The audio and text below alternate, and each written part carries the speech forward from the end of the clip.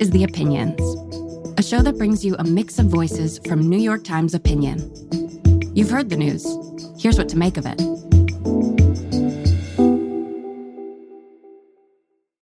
My name is David Brooks, and I am a New York Times columnist. I tend to write about politics, sociology, culture, morality, all the soft and squishy stuff.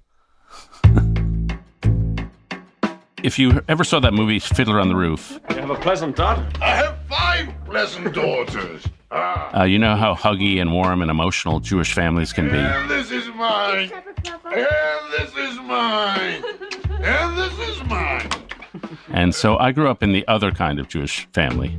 The culture around my household was think Yiddish, act British. And so we were stiff upper lip types. And I don't know if it was nature or nurture, but I grew up somewhat aloof.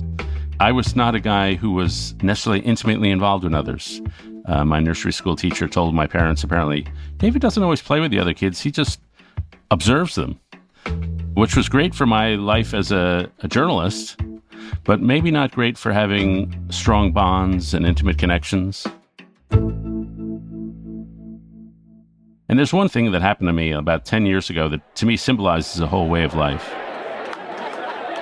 I'm a big baseball fan. And so I'm in Baltimore with my youngest son, and the batter loses control of the bat. It slips out of his hands, and it lands in my lap in the stands. And getting a foul ball is not nearly 1,000 times as good as getting a bat. And so any normal human being would have stood up, jumped up and down, high-fived everybody, hugged everybody, been on the Jumbotron. I just put the bat on the ground, and I stared stoically straight ahead. And I look back on that guy and I think, show a little joy. I wasn't an emotionally open person. When anything really good or really bad would happen to me, I would just go numb to zero. So I wasn't really great at expressing emotions. And so, it became a cause for me to try to become a more fuller human being. And so I went off on something of a 4-year personal mission. I started work on a book, which is out now, called How to Know a Person, The Art of Seeing Others Deeply and Being Deeply Seen. The paradox was, as I was hopefully on a journey to becoming more emotionally open and hopefully kinder and more considerate, American society was on a journey to become less human, more cruel, more angry, more bitter. So there's all these terrible social statistics of rising depression rates, rising suicide rates. The number of people who say they have no close personal friends has quadrupled. Declines in happiness. So we're in the middle of some social and emotional breakdown. And it's because we're not good at the act of being a considerate person in the daily circumstances of life to each other. And so I found this, as a journalist, I just see this epidemic of invisibility, of rural people who feel that coastal people don't see them, of Republicans and Democrats looking at each other in blind incomprehension. And so I've concluded that in these bitter and hard and sometimes cruel times, the right thing to do is to double down on being a defiant humanist. It's to double down and say, I will not be calloused over. I'm going to double down on spending as much time as I can, as effectively I can, in seeing another person, in trying to understand their point of view, in trying to make them feel seen, heard, and understood. I've learned that's a moral posture. You've got to be able to say, I'm going to pay more attention to you than I am to myself. But it also requires skills.